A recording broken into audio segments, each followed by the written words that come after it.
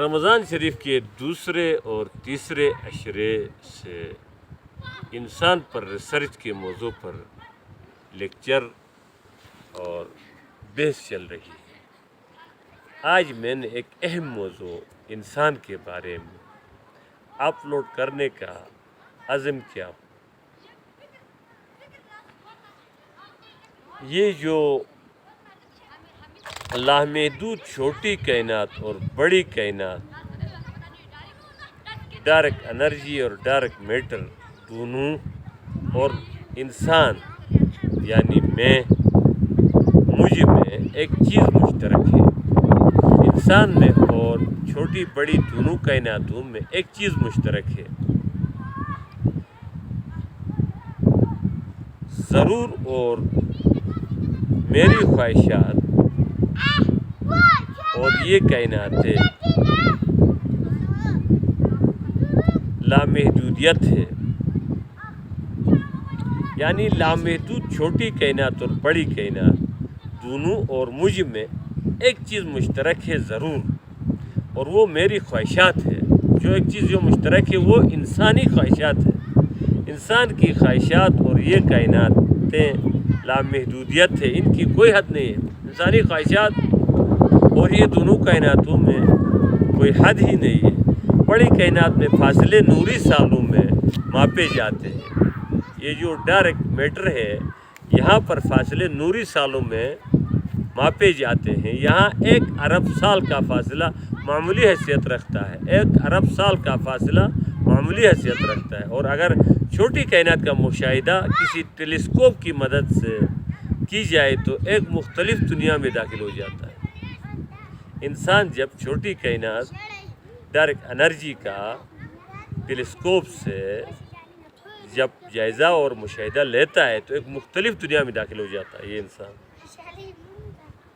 اور بڑی دنیا میں پہنچ کر ہماری زمین صرف ایک نقطے کی شکل اختیار کر جاتی ہے۔ ایک ذرے میں کروڑوں کائناتیں ہیں۔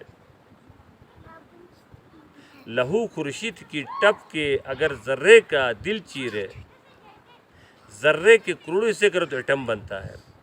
اسی طرح بڑی کائنات میں پہنچ کر ہماری یہ جو زمین ہے، یہ جو جہاں پر ہم رہ رہے ہیں، یہ ایک نقطے کی شکل اختیار کر جاتا ہے۔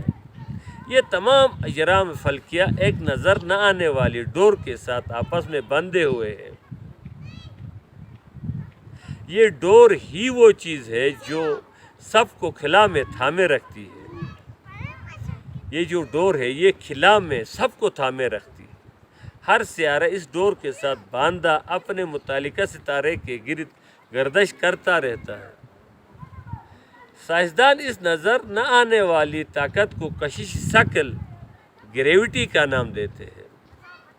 کشش ثقل یعنی گریوٹی کا نام دیتے ہیں۔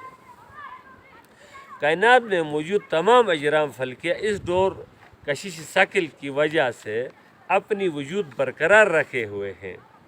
اس ڈور کی یعنی کشش ثقل کی ذرا سی تبدیلی تمام کائنات کو برباد کر دینے کی صلاحیت رکھتی ہے۔ جب کشش ثقل کی ذرا سی تبدیلی ہو جائے تو تمام چیزیں برباد ہو جاتے ہیں۔ ٹیلیسکوپ کے ذریعے نظر آنے کائنات کو ٹیلیسکوپ کے ذریعے نظر آنے کائنات کو سکون میسر نہیں۔ جو ٹیلیسکوپ کے ذریعے سے انسان نے مشاہدہ کیا ہے ڈارک انرجی کا، تو اس نے دیکھا کہ کائنات کے ہر چیز کو سکون میسر ہی نہیں ہے۔ ہر چیز حرکت میں ہے۔ وَقُلٌّ فِي فَلَقٍ يَسْبَحُونَ، یہ اللہ رب العزت نے قرآن میں فرمایا کہ ہر چیز حرکت میں ہے۔ 1930 میں سائنسدان ہبل نے پہلی بار ستاروں سیاروں اور کہکشاؤں کی نقل حرکت پر نگاہ رکھنا شروع کی تھی، اور اس نے مشاہدہ کے بعد لکھا کہ ہر کہکشاں میں اس کائنات میں موجود اجرام فلکیہ اور تمام ستاروں کے مابین دوری مسلسل بڑھ رہی ہے، یعنی کہ یہ کائنات پھیل رہی ہے۔ یہ کائنات مسلسل پھیل رہی ہے، جبکہ قرآن نے 1400 سال پہلے لموسعون کا لفظ کہا تھا، اور کہا ہے قیامت تک زندہ ہے یہ لفظ۔ اور آج کے سائنسدان قرآن کی یہ لموسن ایک لفظ کی تفسیر کر رہے ہیں۔ آج سے 13.8 ارب سال پہلے یہ کائنات محض ایک ذرے کی مانند تھی۔ ہبل کا نظریہ ہے، جس طرح پھیل رہی ہے اس کے اندازے سے ضرب لگایا جائے تو، اور آج سے 13.8 ارب سال بعد یہ کائنات دگنی ہو جائے گی۔ آج سے 13.8 ارب سال پہلے کائنات ایک ذرے کی مانند تھی۔ کانتا رتقن ففتقناہما، تو وہ ٹیلیسکوپ کی مدد سے دیکھ کر کہتا ہے کہ اگر آج سے 13.8 ارب سال بعد یہ کائنات دگنی ہو جائے گی، اس نے یہ نظریہ دیا۔ 1990 میں ہوبل ٹیلیسکوپ کی مدد سے یہ بات معلوم ہو گئی۔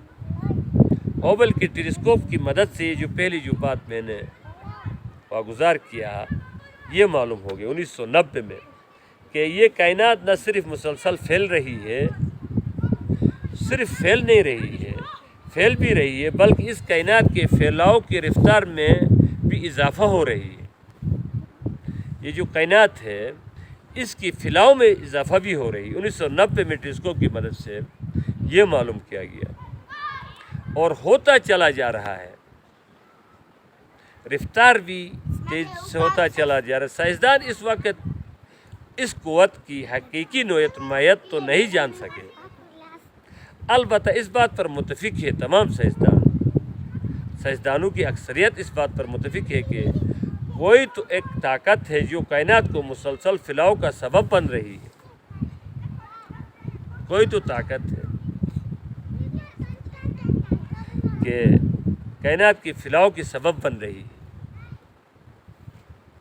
اس انجانی قوت کا نام انہوں نے ڈارک انرجی کا نام دیا اور ڈارک میٹر کا نام دیا، جسے انسان نہ محسوس کر سکے نہ دیکھ سکے،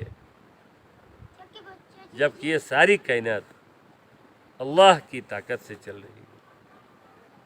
انسانوں کو دھوکہ ہو چکا ہے کہ یہ ڈارک انرجی ڈارک میٹر کی باتیں کر رہے ہیں۔ والسلام۔